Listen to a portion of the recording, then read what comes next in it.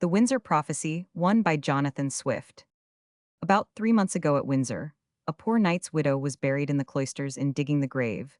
The sexton struck against a small leaden coffer about half a foot in length and 4 inches wide. The poor man, expecting he had discovered a treasure, opened it with some difficulty, but found only a small parchment rolled up very fast, put into a leather case, which case was tied at the top and sealed with scent. George, the impression on black wax, very rude and Gothic. The parchment was carried to a gentleman of learning, who found in it the following lines written in a black Old English letter. And in the orthography of the age, which seems to be about 200 years ago, I made a shift to obtain a copy of it, but the transcriber I find hath in many parts altered the spelling to the modern way. The original, as I am informed, is now in the hands of the ingenious Dr. Woodward, F.R.S., where I suppose the curious will not be refused the satisfaction of seeing it. The lines seem to be a sort of prophecy, and written in verse, as old prophecies usually are, but in a very hobbling kind of measure. Their meaning is very dark, if it be any at all, of which the learned reader can judge better than I. However, it be several persons were of opinion that they deserve to be published both, as they discover somewhat of the genius of a former age, and may be an amusement to the present Swift. The subject of this virulent satire was Elizabeth Baroness Percy, daughter and heiress of Joceline Earl of Northumberland, who died in 1670. She was born in 1666. In 1679, she was married to Henry Cavendish, Earl of Ogle, who died in 1680. In 1681, she married Thomas Thynne, a man of great wealth, a friend of the Duke of Monmouth, and the Issachar of Dryden's Absalom, and Achitophel a few months afterwards, in February 16,812.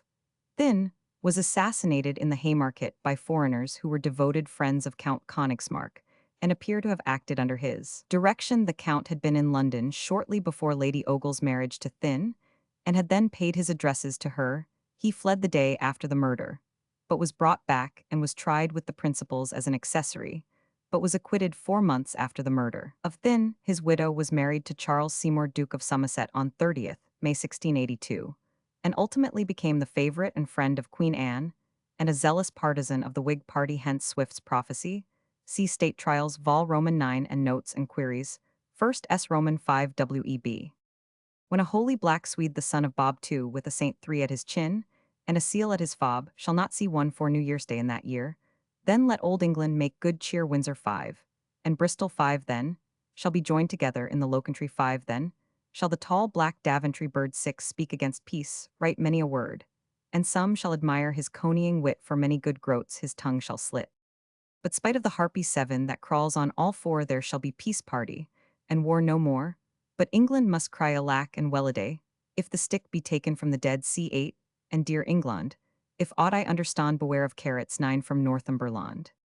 Carrots sown thin a deep root may get, if so be they are in summer set their connings. Mark thou, for I have been told they assassin when young and poison when old. Root out these carrots, O thou, whose name is backwards and forwards, always the same, and keep thee close to the always that name, which backwards and forwards is 12 almost the same. And England, wouldst thou be happy, still burn those carrots under a hill. Footnote 1. Although Swift was advised by Mrs. Masham not to let the prophecy be published, and he acted on her advice, many copies were printed and given about, but not sold. To Stella Swift writes, I doubt not, but you will have the prophecy in Ireland, although it is not published here, only printed copies given to friends. See Journal, to Stella 2627 Dec 1711, and Jan 4 171,112, W.E.B. Footnote 2. Dr. John Robinson, Bishop of Bristol, one of the plenipotentiaries at Utrecht, Scot. Footnote 3. He was Dean of Windsor and Lord Privy Seal.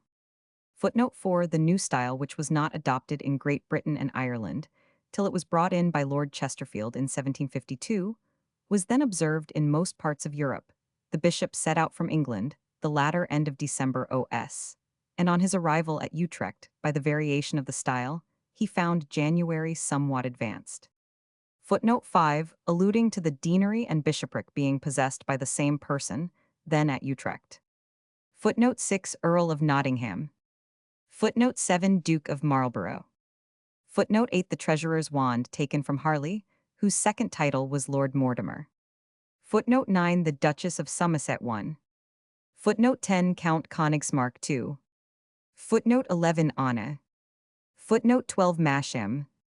Footnote 13 Lady Masham's maiden name.